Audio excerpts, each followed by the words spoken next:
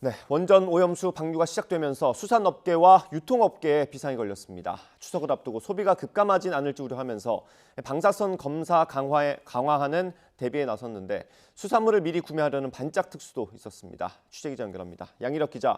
네, 경제부입니다. 네, 현장 가봤을 것 같은데 분위기가 많이 안 좋습니까? 그렇습니다. 사실 방류를 앞두고도 수산물이 팔리지 않아 어민과 상인들 걱정이 컸습니다. 어시장 현장에 나가보면요, 한숨을 쉬는 상인들을 만나볼 수 있었는데 어제 방류가 시작되면서 어민과 상인들은 우려가 현실이 됐다며 더욱 노심초사하는 분위기입니다. 수산물을 찾는 손님 발길이 또 끊기면 어떡할지 걱정을 호소하고 있었습니다.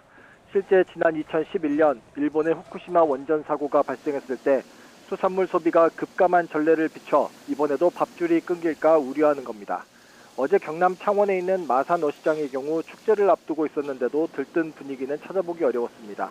어시장 상인과 어민의 발언 직접 차례로 들어보시겠습니다. 앞으로 장사하는데 지장이 많을 것 같아요. 저희 아들도 이렇게 하고 있는데 손님이 3분의 1도 없대요. 불안을 해소시키는 게 어찌 보면 정부입니다. 정부고 또 우리 어민 역시도 지금 조업을 해도 이 고기가 팔릴지 안 팔릴지 사실로 난감합니다. 네, 이렇게 어민들과 상인들의 불안이 있는 거고요. 어제는 수산물을 찾는 사람도 꽤 많았다고요? 그렇습니다. 한 대형마트 집계 결과를 좀 찾아봤는데요. 어제 하루 수산물 매출이 지난해 같은 요일과 비교했을 때 15%가량 증가한 것으로 나타났습니다. 특히나 보관이 용이한 말린 해산물이죠. 건 해산물 품목 판매가 급증세를 보이는 것으로 나타났습니다. 멸치가 150%, 미역이 180% 지난해 이맘때와 비교해서 증가했다고 대형마트는 밝혔습니다. 일부 수산시장에서는 생선이나 젓갈을 대량으로 구매하는 손님들 발길이 이어지는 모습도 포착되기도 했습니다.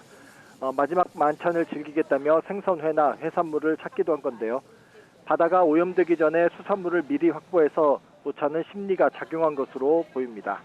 상인들은 반짝 특수를 누린 셈인데 한편으로는 오염수 방류 이후 소비 절벽이 우려되는 현실을 고려하면 마냥 웃을 수 없는 슬픈 특수인 셈입니다. 네, 이제 한 달 뒤면 추석입니다. 그래서 유통업계 고민도 클 것 같은데 대비를 어떻게 하고 있습니까?